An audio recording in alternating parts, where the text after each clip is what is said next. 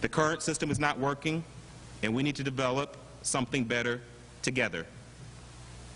During this community engagement process, we will have the opportunity to talk about what we want to see and how we see our city moving forward. I'm committed to imagining a different kind of public safety. We're committed to reimagining a different kind of public safety. I imagine a city where if our elderly neighbors have dementia and gets into an argument with their family member, that someone who overhears them could call a mental health specialist to show up and intervene. I imagine a city where if you get shot and end up in our hospitals, that a social worker will help make sure you've got what you need to thrive rather than retaliate. I imagine a city where folks don't come up to me at my nephew's kindergarten graduation to tell me that they're scared, where my neighbors don't have to hold back tears and say, if the police did what we saw 3 weekends ago and pepper spray you, Congresswoman Beatty and Commissioner Boyce, then what the hell will they do to me? In order to transform public safety, we need our collective imagination. Elected leadership does not have all the answers, but we're committed to working with the community to reimagine what public safety is in our city.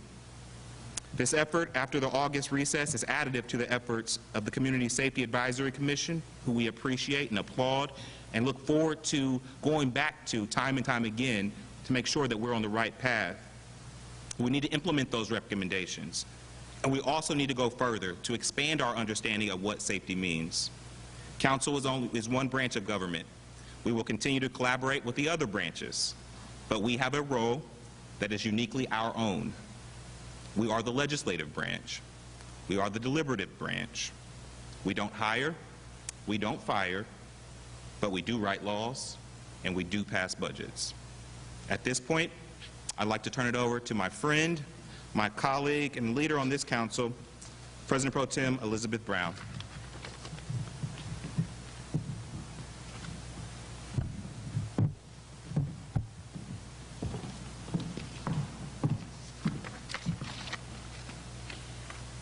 Thank you so much, President Hardin. It is clear that we can't solve the problems that exist in policing until we confront the fact that we have overinvested in an infrastructure based on criminalization while underinvesting in other kinds of investments that our whole community, and especially our African American community, needs so badly. There are things in Columbus that are working. Council President laid out a vision for what we need to see as a city and what we need to work towards. Some of those things are happening now, and how do we start to augment those strengths that we already have while also understanding the skewed system that exists? The skewed system that caused the death of George Floyd, Breonna Taylor, Henry Green, and too many others was created by policymakers over time. And it can be corrected by policymakers. That's why we're here. We will need broad engagement by residents across our city to help us answer the fundamentally important question we currently are asking, which is, what keeps all residents safe? We know the current and long-standing system isn't doing that, especially for African Americans and people of color right here in our city. What we're discussing today is the work of our generation. This generation of youth is speaking out for a better future. This generation of parents is organizing for the lives and health and safety of our children. This generation of grandparents is coming together to say enough. We owe to every family in our city the same opportunity and equality we want for our own families. Let's leave Columbus better than we found it. One step I believe we can implement quickly is addressing the tools our police department uses. We cannot give military-style equipment to our police division and expect officers employed by it to keep the peace. The presence of police should never look and feel to residents as if we are at war. So that is why I'm announcing a Finance Committee hearing next Tuesday, June 30th at 4:00 p.m. to discuss revisions to the city's purchasing code. We will be looking at what equipment our police force is authorized to purchase and use in our city. We will hear from the division, and most importantly, we will hear from residents about what they believe keeps all of us safe. And then, as the Council President outlined, looking ahead, Council will engage with members of the community as we prepare the 2020 operating budget. We want to look beyond the current model for policing and answer that fundamental question of how we keep all residents in our community safe. Again, we know we have things in our community that is working. We have things like the violence interventionists employed through Columbus Urban League and Community for New Directions. We have our APPS program. We have the CARE Coalition. We have so much good work being led by communities. We have organizers like the People's Justice Project in communities working with people about how to heal from trauma and avoid violence. Let's strengthen what we know is working. Typically, the mayor submits his proposed 2021 budget to City Council in November, and after review, Council aims to pass the budget in early February. This year, we plan to start hearings earlier in the fall as a critical part of advancing the specific recommendations of the Safety Advisory Commission, and what we hear from residents. The answers and path forward lie in the voices of those who are fighting to be heard right now, doing that generational work. We all must listen.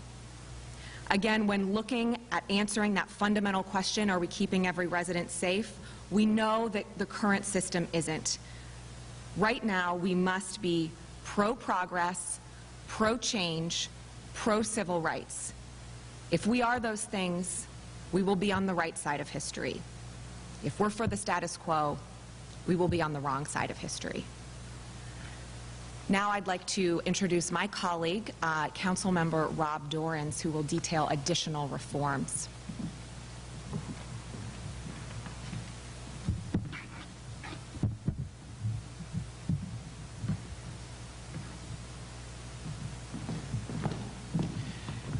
Thank you, President Pro Tem Brown, Council President Harden, Councilmember Favor, my colleagues joining us virtually.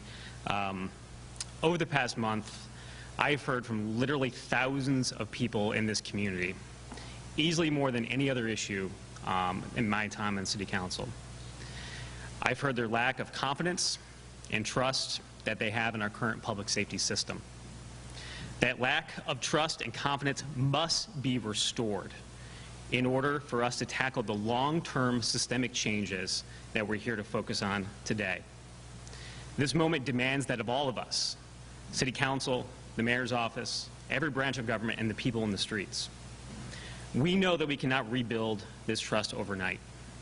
But as a council member, as a member of this community, I know the time is now to take impactful steps towards rebuilding that trust. A fundamental step is addressing how we investigate uses of force by the Division of Police.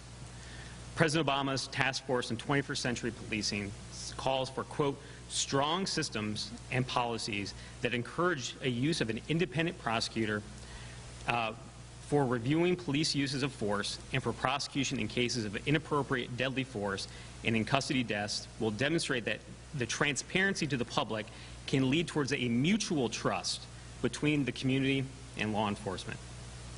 That's what we're looking to do here in Columbus. Many have asked the question, how can we trust the police to investigate themselves? This question itself demonstrates a system that breeds a lack of trust. That is why I'm announcing that City Council will take action to codify Mayor Ginther's executive order to have the use of force incidents be investigated by an independent agency for the first time in our city's history. Allow me to be crystal clear. While shifting these investigations to the Ohio Attorney General's Office Bureau of Criminal Investigation is important, but is not a perfect solution, nor is it a long-term one. The Columbus Community Safety Advisory Commission spent a considerable amount of time reviewing different models of local independent agencies to conduct these types of investigations. That is why I'm planning to hold a public hearing with the Safety Advisory Commission in July to have a public discussion about how we get this right for Columbus. We need true independence, independence that the community has confidence in, not simply just another law enforcement agency that looks and sounds and feels just like another agency that so many have lost faith in, but something that we can trust to conduct fair and independent investigations for our community members, but also for our officers. We don't need another study. We don't need another commission or panel to tell us how to reshape the way we investigate the use of force of officers. We've heard loud and clear from our residents. Now is the time for legislative action to create an independent investigation to restore the trust and confidence that I know is felt by so many in this community. With that, I'd like to introduce Councilmember Favor to discuss more reforms that Council is considering.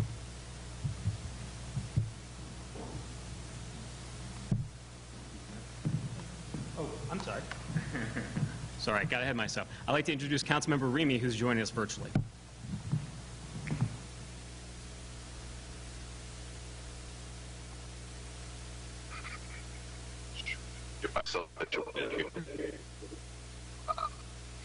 All right. Thank you so much, Councilman Lawrence.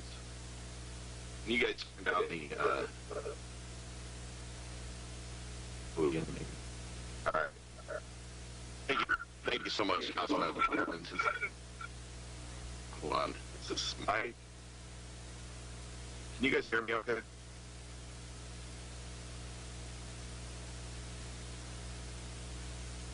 Yes, we can hear you, Councilmember. Sorry. As I continue to grapple with the senseless, preventable murder of Miss Breonna Taylor in Louisville by the Louisville, Kentucky police officers shortly after midnight, March 13th, I find myself completely apprehensive about the use of no-knock and quick-knock warrants in the city of Columbus. 2 weeks ago today, Thursday, June 11th, Louisville Committee stepped in the right direction when all 26 members of the Louisville City Council voted in favor of Breonna's law, which bans any search warrant, does not require police to announce themselves and their purpose for being at the premise. I think it would be a disservice to not acknowledge the foreseeable risks associated with the use of no-knock and quick-knock policies in our community. Just last year, about a year ago, we purchased a new home around the corner from our previous home. Within a few months of us being there, a multi-jurisdictional SWAT team showed up at my front steps at 7:15 in the morning while my kids were watching out the window. This was not the first time that I'd had law enforcement at our house. A simple search of the auditor's site would have showed that the property had changed hands at that time. My kids wouldn't have witnessed as I walked out and our dog ran out onto the front porch as an officer went to draw his gun, the things that could have happened that day. In these situations, you don't know what to do or how to respond. All you can think about is protecting your family. I know the nightmare that I continue to have about what could have happened that day had a no-knock or quick-knock, had I not walked outside to meet those officers. And more importantly, what we witnessed happen with Breonna Taylor, because of the potential risk to our community, I am committed to reviewing our current raid policies to ensure that they align with best practices and the greater good of the residents we serve. I am also committed to having an open and transparent dialogue and conversation with our community about those tactics as this discussion develops. We will be hosting a public hearing in early July to discuss no-knock and quick-knock warrants. The community's input is important. With that, I would like to now turn this over to my colleague, Councilmember Shayla Favor.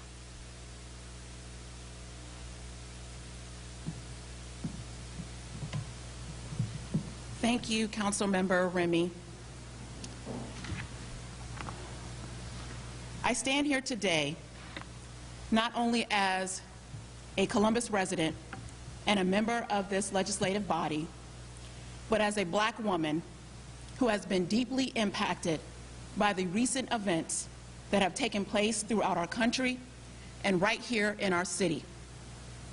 The images and stories of George Floyd, Breonna Taylor, Ahmaud Arbery, and numerous others who were all victims of police brutality and racism have been disturbing, to say the least. I have 3 nephews and 1 niece, and there is never a moment that I do not think that the next hashtag that comes across my feed could not be a member of my own family. You see, this is not political for me. This is personal.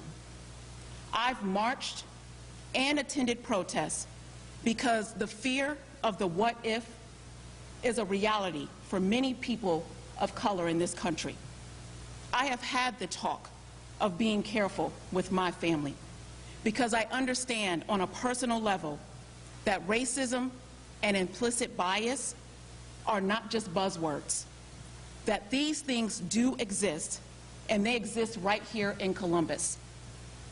And I understand that the topic of race is uncomfortable, but Black Americans have been uncomfortable for far too long and have had to adjust in order to survive. The irony that our residents are being treated so poorly by police for protesting the very flawed system of policing that exists here in Columbus and throughout our country should not be lost on anyone. I am beyond disappointed and fed up with this unacceptable behavior. We will not tolerate hate, and we will not tolerate any individual or group attempting to hijack the movement that is in front of us right now. A majority of protesters have been peaceful, and they deserve to continue exercising their First Amendment rights without distractions and without unwarranted violence. Multiple things can exist and be true at the same time. I can acknowledge that there are great public servants that serve as officers, prosecutors, and judges in our community, while also acknowledging the fact that our criminal justice system is and has always been flawed. The United States has the world's highest incarceration rate, with 2.3 million Americans in prison today. But even worse, 70% of those who are incarcerated are non-white. According to the Equal Justice Initiative, Latino men have a 1 in 6 chance of being in prison at some point in their life, and for African American men, it is more than 1 in 3 chance. For white men, it sits around 1 in 23. And you can see how we get to these disproportionate numbers over time with the creation of policies like the war on drugs and mandatory sentencing to support measures that are tough on crime. What we've also seen over the past several weeks is the criminalization of Black people living their everyday lives, whether it's going out for a jog, driving with a friend, sleeping in your home at night, and even bird watching. We cannot afford to pretend, ignore, or invalidate the experiences of Black and brown people within our country, and especially within our criminal justice system. Today, I stand here with my colleagues on council to say that the time is now to act on reimagining what public safety looks like in Columbus. This will include moving forward legislation in support of code changes that will require hate group background checks for police and 911 call center operators. There is no place for racial, ethnic, gender, sexual orientation, or any other type of discrimination within law enforcement. Recruits and officers that have a proven history of affiliation with a hate group should be rooted out before they are placed on our streets, and they should be terminated if present-day affiliation is discovered. This concept was submitted by a resident and is in line with a recommendation number 37 from the Columbus Community Safety Advisory Commission, which called for a signed morality clause for all officers that would also require officers to agree to equal protection for all citizens, to denounce any cultural supremacist groups, and to report any officer's malfeasance to internal affairs. We will host hearings with the Department of Human Resources and Civil Service to explore these concepts. I look forward to working with my colleagues in the coming weeks to advance these discussions. Reimagining public safety looks at examining the city's budget and determining where fewer dollars can be allocated towards policing and where more dollars can be put towards safe, sanitary, and affordable housing. The Justice Policy Institute found that an increase in spending on housing is associated with a decrease in violent crime at the national level and a decrease in incarcerations at the state level. Violent crime rates decreased when funding was shifted to housing forum corrections. We cannot forget that we have a housing problem in Columbus. Whether we are looking at Franklin County's unacceptable high eviction rate that disproportionately affects women of color, the lack of affordable units within our housing stock, or the increasing burdensome of homelessness on our shelter system, we have a major problem. Let us put more effort and intention towards housing equity and justice. I am reaffirming my commitment to fight for housing in this community, and I will continue to examine our budget and advocate for the appropriate resources through this lens. Finally, as chair of Council's Criminal Justice Committee, I need our residents to know that I am committed to the long fight that is in front of each and every one of us. The ideas we are putting in front of you today are not the end. We still have so much work to do to solve these problems that have existed long before each and every one of us. And we have to remember the principles upon which this system was built. The truth is, they weren't originally designed to include all of us, but we are here now, and we can make the difficult but necessary changes to advance true equity in the city of Columbus.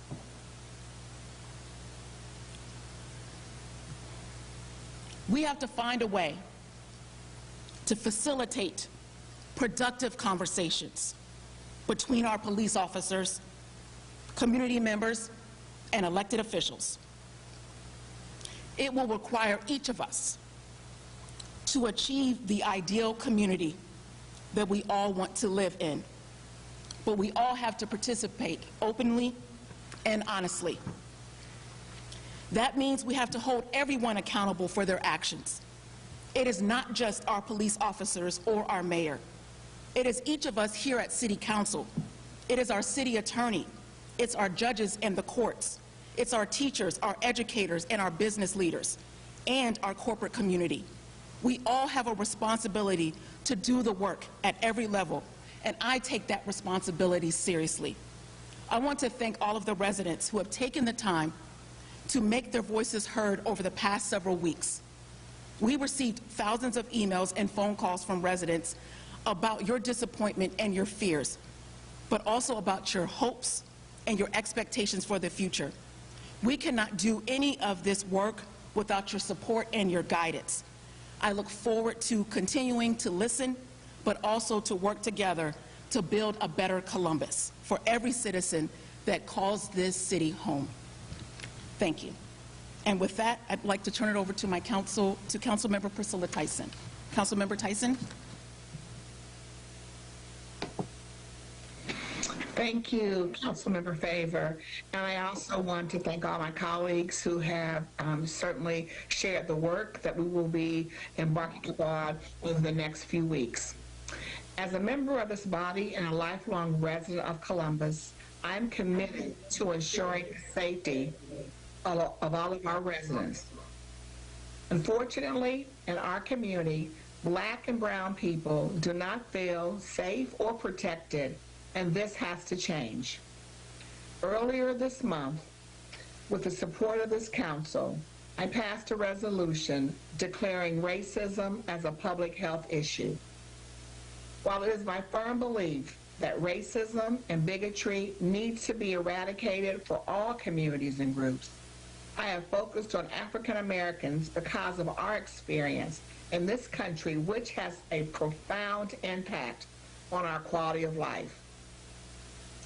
African Americans are disproportionately impacted by challenges and inequities, including the social determinants of health, which consist of housing, crime, incarceration, education, employment, poverty, food insecurity, health care, and public safety. Racism has allowed preferential opportunities for some while subjecting people of color to hardship and disadvantages in every area of life. In 2016, Black Americans comprised 27% of all individuals arrested in the United States, which is double the Black population. Black youth accounted for 15% of all U.S. children, yet made up 35% of juvenile arrests that year. African Americans are more likely than white Americans to be arrested. Once arrested, they are more likely to be convicted. And once convicted, they are more likely to experience lengthy prison sentences. African American adults are 5.9 times more likely to be incarcerated than whites, and Hispanics are 3.1 more likely to be incarcerated.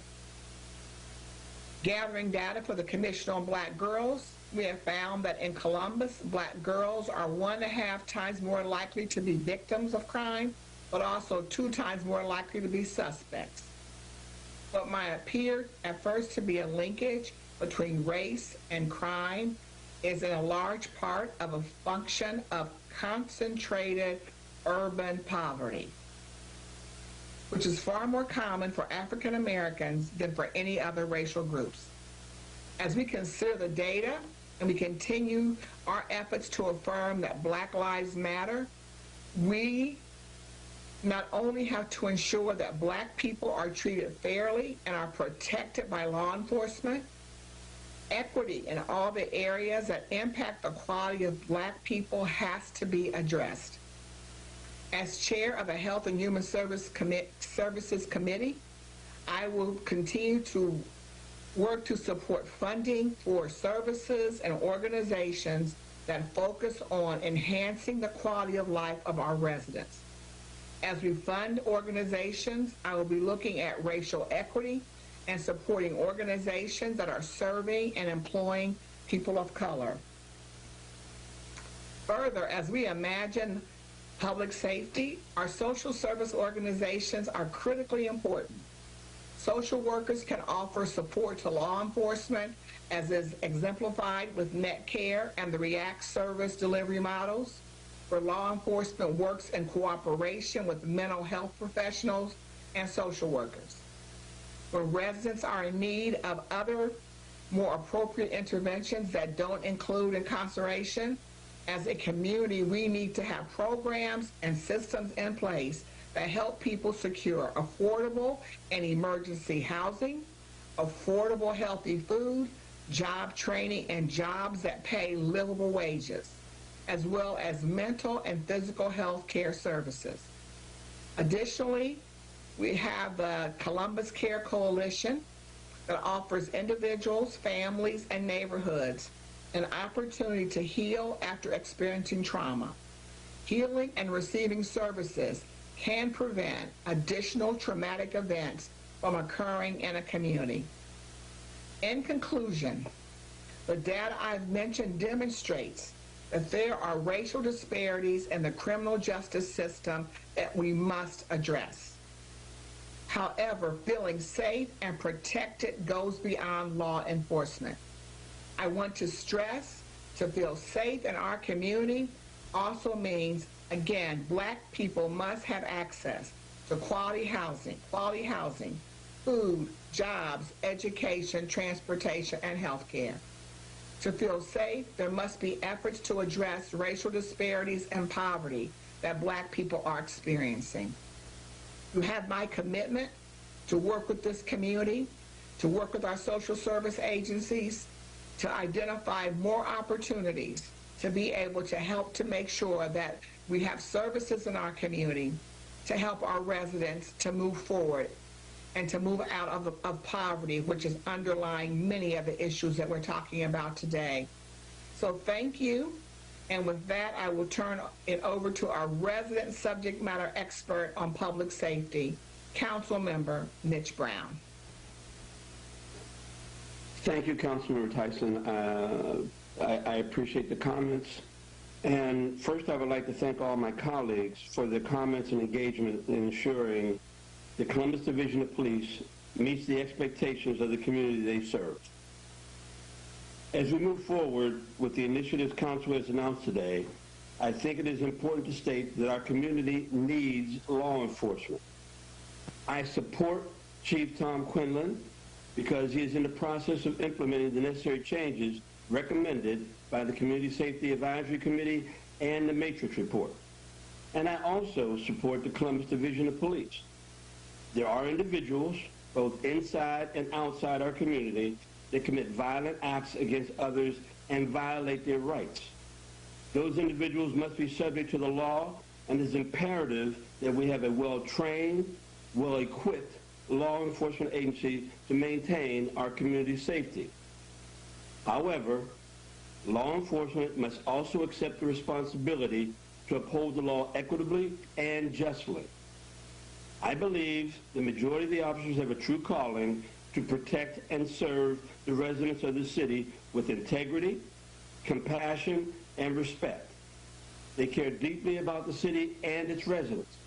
Yet, there are officers within the Division of Police whose conduct and behavior has been called into question concerning interactions with residents in our city. It is vital that we institute policies that prohibit these officers from unjustly harming citizens. Officer misconduct must be independently reviewed and investigated with clarity and objectivity, especially in cases where there is use of force. When residents call for service or peacefully protest, they must receive a response that meets their expectations with the highest standards of performance. Officers make mistakes like all of us, but when those mistakes violate the rules and policies of the division, they must be held appropriately accountable. It is not only the trust of the community that is at stake, but the core principle of policing to serve and protect all members of society, regardless of race, age, or sexual orientation. I plan to use my experience to develop and support innovative programs that address mental health, addiction, and other socioeconomic crises. These solutions will reimagine the role of law enforcement in providing services to the community they serve. Currently, the Mobile Crisis Response Unit partners a police officer and a social worker to address a mental health crisis. We must continue to support and expand these programs to ensure residents receive a tailored response that results in the best possible outcome. Growing up during the 1960s, I experienced racism and I protested against it. I have personally experienced police misconduct, and I would do anything within my power to eradicate it. As a paramedic, as an administrator, and now as a legislator, I can tell you that change is constant. Sometimes it's hard, but it's always worth it. Working together, we can achieve success more quickly than we will separately. Council President, turn it back over to you, sir. Thank you, Councilmember Brown. Thank you to all of my colleagues. As you've seen today, and as you will see over the next coming weeks, next coming months, and next coming years, Council is not a monolith. We're going to have different opinions and different styles, but we are all committed to fundamentally changing public safety in our community. Folks have asked me, when are we going to go back to normal? And I hope that we don't. This is our moment to act. We have the opportunity to move legislation forward and spark a conversation that could change our city forever. I take that back, that will change our city forever. In the next month, we will put forward a short-term legislative package around demilitarization, around no-knock raids, around hate group affiliations and independent investigations. We will have hearings and we will vote. These are clear expectations so that the public can hold us accountable. And we are committed to longer-term efforts to reimagine public safety. We will announce how folks can engage. Many of my members have started to talk about that. We will get that information specifically out to residents so that they can be engaged. In conclusion, to my friends and family in the activist community, and to my friends and family that are members of the Division of Police, as a young black man helping to raise a young black man, we need radical change in our institutions of public safety and our understanding of public safety. As you've heard today, it's not just me, it's not just one council member, it's all of this council is standing united in the belief that we as a community can come together and create fundamental change. Now is our moment, now is our time. We can do this, Columbus. Look forward to engaging with each and every one of you as we go about this process. It won't be clean and it won't be always neat and tight, but that's what hard work looks like. That's what legislative bodies do. They bring us together, we have the conversations, and then we make good policy.